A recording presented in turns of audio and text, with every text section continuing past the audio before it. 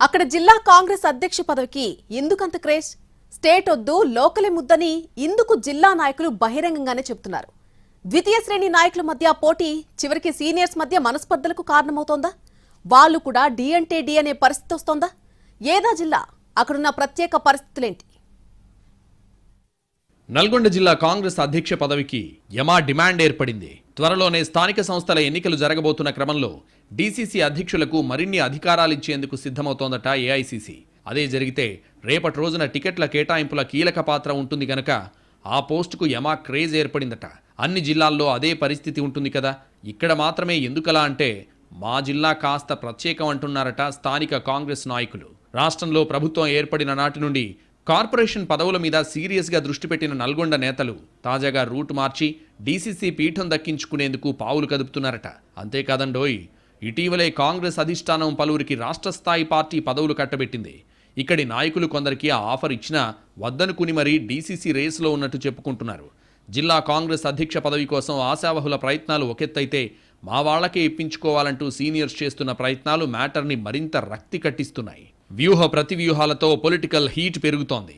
Senior నేత జానారెడ్డి అనుంగు శిష్యుడిగా ముద్ర ఉన్న శంకర్ నాయక్ 2 సార్లు డీసీసీ అధ్యక్షుడిగా పనిచేశారు. ఆయన ఎమ్మెల్యేల కోటాలో ఎమ్మెల్సీగా ఎన్నికవడంతో పోస్ట్ ఖాళీ అయింది. ఈ క్రమంలో డీసీసీ పీఠం దక్కాలంటే సీనియర్ నేతల ఆశీస్సులు ఉండాల్సిందేనని, అంతకు మించి రాజకీయాల్లో ఎదగాలంటే అందరి వాణ్ణి అనిపించుకోవాలని, అందుకు డీసీసీనే సరైన పోస్ట్ అని భావిస్తున్నారట ఎక్కువ మంది. మంత్రి కోమటిరెడ్డి వెంకటరెడ్డి కీలక అనుచరుడిగా ఉన్న గుమ్మల మోహన్ రెడ్డి ఇప్పటికే పార్టీ రాష్ట్ర ఉపాధ్యక్ష పదవిని తిరస్కరించారు. తనకు జిల్లా అధ్యక్ష పదవి మాత్రమే కావాలని బహిరంగంగానే చెబుతున్నారాయన. ఆయనకు పలువురు నేతలు మద్దతు ప్రకటించడం కొసమెరుపు. అటు డీసీసీ ఆశిస్తున్న జానారెడ్డి అనుచరుడు కొండేటి మల్లయ్యకు కూడా ఉపాధ్యక్ష పదవి వద్దని డీసీసీ పీఠం వైపే మొగ్గుతున్నారు. ఎస్సీ సామాజిక వర్గానికి చెందిన తనకు డీసీసీ ఇవ్వాలని పట్టుబడుతున్నారట ఆయన. దేవరకొండ నియోజకవర్గానికి చెందిన జాల నరసింహారెడ్డి, మునుగోడు నియోజకవర్గానికి చెందిన బీసీ నేత పున్నా కైలాష్ కూడా డీసీసీ రేసులో ఉన్నట్లు చెబుతున్నారు.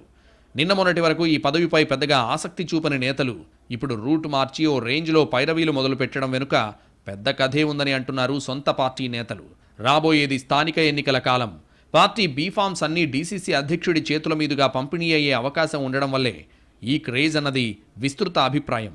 పీఠాన్ని దక్కించుకునేందుకు కొందరు తమ నేతను దాటి మరో సీనియర్ నేత ఆశీస్సుల కోసం వెళ్తుండడంతో సీనియర్స్ మధ్య ఆధిపత్య పోరుకు తెరలేచే అవకాశం ఉందని అంటున్నారు. మరోవైపు వరుసగా 2 సార్లు డీసీసీ పీఠం ఎస్టీలకే దక్కడంతో ఈసారి ఆ లెక్క మారాల్సిందేనని పట్టుబడుతున్నారట పలువురు నేతలు.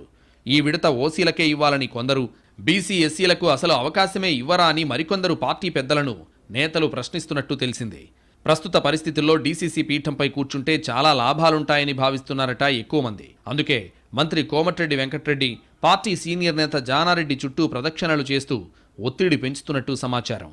దీంతో ఆ నేతల ఎత్తుగడలు జిల్లా సీనియర్ నేతలకు తలనొప్పిగా మారుతున్నాయట. అంతేకాదు, తమ అనుచరుడికే డీసీసీ పీఠం ఇప్పించుకోవాలన్న పట్టుదల సీనియర్స్లో పెరిగేంతలా వాళ్ళని ప్రభావితం చేస్తున్నారట.